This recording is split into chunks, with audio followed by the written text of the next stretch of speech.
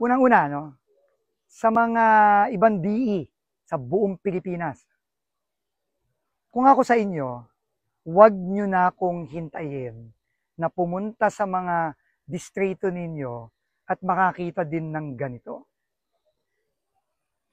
Lumapit na kayo, mag-come forward na kayo, mag-come clean na kayo kasi mahuhuli at mahuhuli din kayo ng ICI.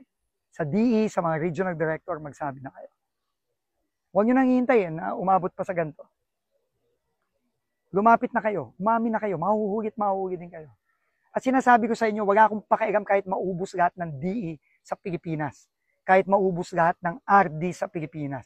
Wala akong pakialam. Kung kinakailangan maubos kayong lahat, uubusin namin kayo. At ipopromote na lang natin yung mga maayos dito sa DPWH na hindi ginagawa yung kamukha nung ginawa dito.